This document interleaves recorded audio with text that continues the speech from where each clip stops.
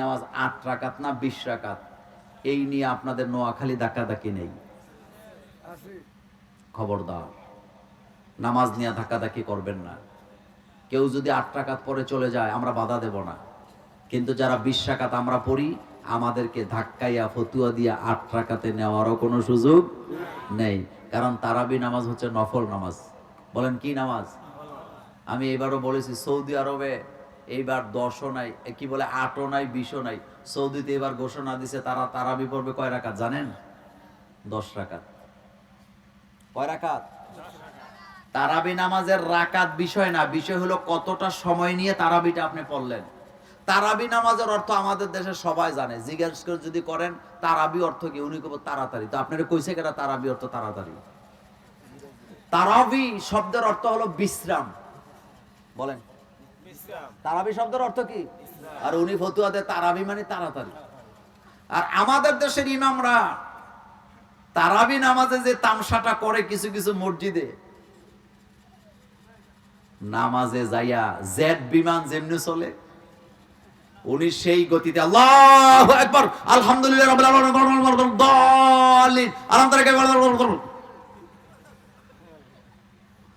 বাইরে তোর কপালে চুমা দিয়া কই তুই ইমামতি করার দরকার নাই, তুই যে রিকশা চালায় খা। তুই হয় মাটি কাইটা খা, নাইলে তুই অটো রিকশা চালা, ডাইরেক্ট মারি দিবি ফেনীর দিকে, তাকের তলে চলে তুই মরে যা, তুই একা মরবি। কিন্তু তুই যে সিস্টেমে নামাজ আদায় করস নিজেও মরবি, মুসল্লিদেরও মারবি। আপনি মসজিদের ইমাম, আপনি আমাকে রুকুর তাসবিহ পড়তে দেন না। আপনি মসজিদের ইমাম, আপনি আমাকে, আপনারে কই না আবার আপনি উল্টা বুঝছেন। আপনি মসজিদের ইমাম, আপনি আমাকে রুকু থেকে দাঁড়ায় তাসবিহ পড়তে দেন না। আপনি আমাকে তাশাহুদ পড়তে দেন না, দুরূদ পড়তে দেন না, দোয়া মাসুরা পড়তে দেন না। আপনি তাড়াতাড়ি করে চলে যান, আপনার ইমামতি করার কোনো যোগ্যতা নাই। আপনি ইমামতির যোগ্যতা হারাইছেন। এরকমের ইমাম আসেনি?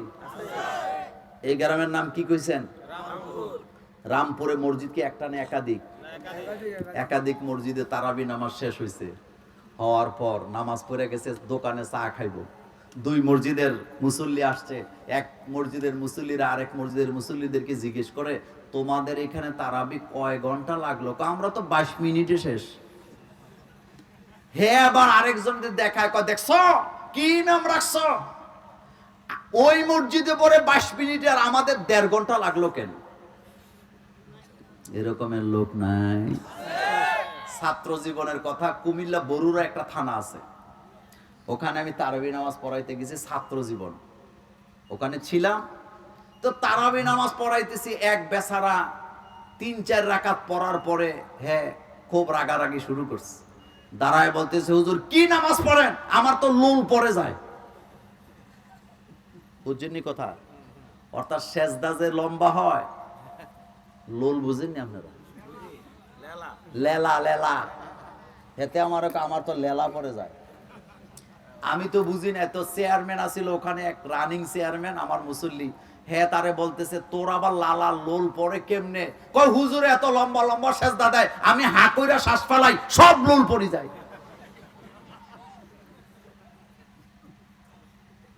শোনেন, সেজদা যত লম্বা দিবেন হাড় তত মজবুত হবে। সেজদা যত লম্বা দিবেন মাথার ব্রেন তত শান্ত হবে। সেজদা যত লম্বা দিবেন আল্লাহকে তত কাছাকাছি পাবেন। কাকে কাছে পাবেন? রমজানের মাস, হয় আপনি হালাক হবেন, ধ্বংস হবেন, নতুবা আপনি জান্নাতি হবেন। রাস্তা দুইটা। বলে রাস্তা কয়টা? হয় আপনি জান্নাতি হবেন, নতুবা আপনি ধ্বংস হবেন। এই কথা আমার না, এই কথা রাসূলুল্লাহর। আমার কলিজার ভাইয়েরা, মেশকাতুল মাসাবিতে হাদিসটা আসছে, বিশ্ব নবী মিম্বরে পা দিচ্ছেন, প্রথম সিঁড়িতে পা দিলেন, রাসূল বললেন আমিন।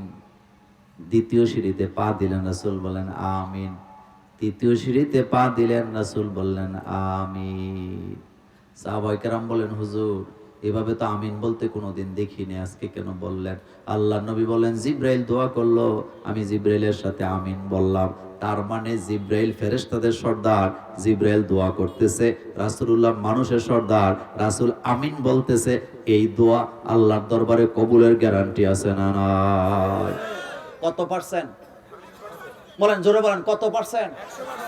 দোয়া করতেছে ফেরেশতাদের সর্দার, আমিন বলতেছে মানুষদের সর্দার মুহাম্মাদুর রাসূলুল্লাহ। দোয়া কবুলের গ্যারান্টি আছে না নাই? আল্লাহ নবী বললেন, আমি যখন প্রথম সিঁড়িতে পা দিচ্ছিলাম, জিবরাইল আমিন দোয়া করতেছে, রাসূল গো, যারা মা বাপ দুইজনকে পাইলো অথচ খেদমত করে জান্নাত কামাই করতে পারলো না, তারা ধ্বংস হয়ে যাক।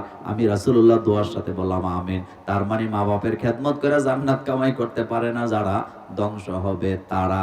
2 নাম্বার সিঁড়িতে যখন পা দিলাম, জিবরাইল আমিন দোয়া করতেছে, রাসূল গো, রমজানের রোজা পাইয়া আল্লাহর কাছ থেকে গুনাহগুলো ক্ষমা চেয়ে নিতে পারলো না যারা, ধ্বংস হয়ে যাক তারা। আমি বললাম আমিন। তার মানে হলো রমজানের সুযোগ দেওয়া আছে, গুনাহ যদি ক্ষমা চেয়ে নিতে না পারে ধ্বংস হয়ে যাবে। তার মানে বোঝা গেল এই ধ্বংস থেকে উদ্ধার করার ক্ষমতা কারো নাই। আর আমি যখন 3 নাম্বার সিঁড়িতে পা দিলাম, জিবরাইল দোয়া করতেছে, রাসূল গো, আপনার নাম শোনার পরেও যারা আপনার প্রতি শ্রদ্ধা করে না, ভক্তি করে না, দুরূদ পড়ে না, তারা ধ্বংস হয়ে যাক। আমি বলে দিলাম আমিন। দোয়া করছে কে?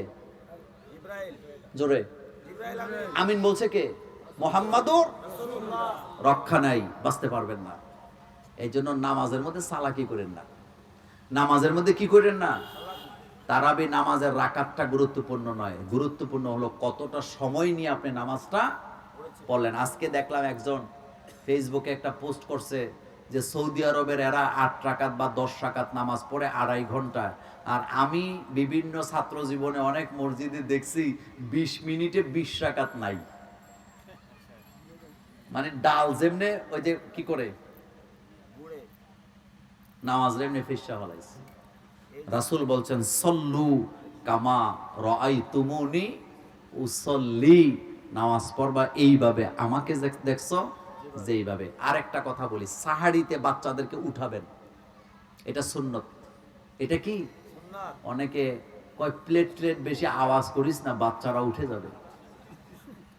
এরকম আপনাদের নোয়াখালী নাই? এটা বরকতের খানা। অনেক রাতে খাবেন না, শেষ রাতে খাবেন। খাওয়ার পরে যেন আজান দেয়। তবে মনে রাখবেন, খাইতে খাইতে যদি আনফরচুনেট আজান হয়, রোজার কোনো ক্ষতি নাই, কোনো ক্ষতি নাই। রাসূলুল্লাহর যুগে আজান হয়তো 2টা। কয়টা? আল্লাহর নবী বললেন, ও সাহাবারা, উম্মে মাখতুম যখন আজান দেয়, খবরদার তোমরা সেহরি খাওয়া বন্ধ করবা না। কারণ উম্মে মাখতুম যে আজান দেয়, সেই আজান হলো তাহাজ্জুদের আজান। কিন্তু বেলাল যখন আজান দেয়, তখনই তোমরা সেহরি খাওয়া বন্ধ করবা। তার মানে বোঝা গেল আজান শুনেই সাহাবায়ে কেরাম খাওয়াটা বন্ধ করতেন। আর আমার দেশে খাইতে খাইতে যদি বাই চান্স আজান হয়ে যায়, ফতুয়া জানতে চায় আজকে রোজাটা কি হবে নাকি? রোজা হবে না, আপনারে বললোটা কি? শরীরে একটু রক্ত এসে গেছে, 19 পেরেশানি হয়ে গেছে, রোজাটা ভেঙে গেল না। রোজা ভাঙ্গে গ্রহণ করলে, বলেন, রোজা ভাঙ্গে কি করলে? গ্রহণ করলে। আপনি যদি খাদ্য গ্রহণ করেন, আপনার রোজা ভাঙবে। আপনি যদি স্ত্রীর কাছে যান, সঙ্গম করেন, স্ত্রীর সুমা দিলেও রোজা ভাঙবে না। এটা লজ্জার কিছু নাই। রাসূল আম্মাজান আয়েশা সিদ্দিকা বলেন, রাসূল রোজা অবস্থা আমাদেরকে চুমু খাইতেন। কি খাইতেন?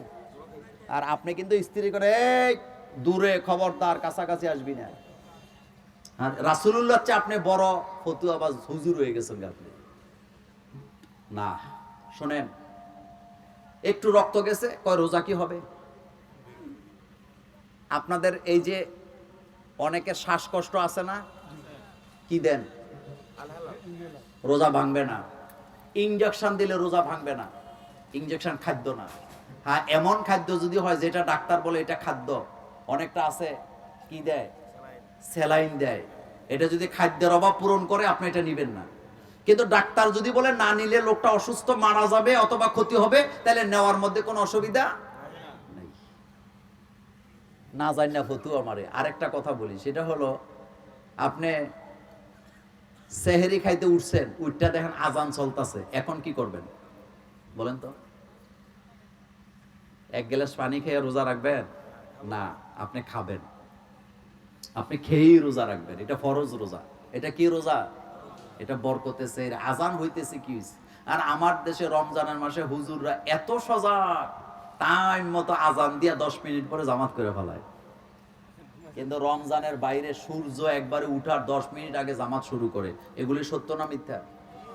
আবার দেখেন মাগরিবের নামাজের পরে, এখন তো রোজা নাই, মাগরিবের নামাজের পরে আজান দিয়েই একামত দিয়ে দেয়। আপনি যদি বলেন হুজুর এত তাড়াতাড়ি একামত দিলেন, আইসা তো জামাতটাও পাইলাম না, উনি ফতুয়া দিবে মাগরিবের সময় কম তো এই জন্য তাড়াতাড়ি জামাত পড়াইলাম। এই হুজুরেরাই আবার খাওয়ানোর লেগিয়া রমজানের মাসে ফতুয়া দেয় আজানের 20 মিনিট পরে জামাত। তার মানে বোঝা গেল খানা আছে যেখানে ফতুয়া তাই হুজুরে দেখার নাম আর একটু কোন খানা আছে যেখানে ফতুয়া সালাক আছে হুজুররা।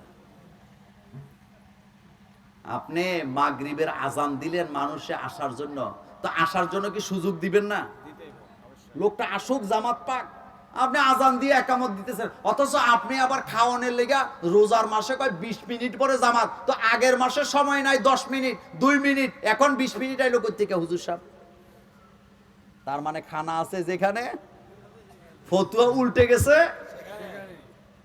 সেম কন্ডিশন রমজানের মাস, রমজানের বাইরে 10 মিনিট আছে, 12 মিনিট আছে সূর্য উদিত হওয়ার, এরপরে হুজুর বারান্দায় ঘুরে আর 2-1 জন আইলে জামাতটা বড় হবে, সওয়াব নাকি হবে। অথচ রমজানের মাসে আজানের টাইম হওয়ার 10 মিনিট আগে আজান দিয়ে দেয়। এ কথা সত্য না মিথ্যা? মানে খাইছে তো অনেক বেশি, কোন সময় ঘুমাইবো না। প্রত্যেক নামাজ আউয়াল ওয়াক্তে পড়া সুন্নত, আউয়াল ওয়াক্তে পড়া ফরজ। নামাজ ওয়াক্ত চিনে পড়া ফরজ। এই ফরজটা আমাদেরকে দিছে কে? আল্লাহ যেন আমাদেরকে কবুল করেন, আমরা বলি আমিন। আমার ভাইয়েরা আসলে শুনেন, কথা বলতে মন চায়, আজকে আর না, আজকে জুমা ছিল তো আপনারা জানেন কালকে রোজা, কোনো রেস্ট পাই নাই। আমার মাহফিল শুরু হয়েছে সেপ্টেম্বর থেকে। কোন মাস?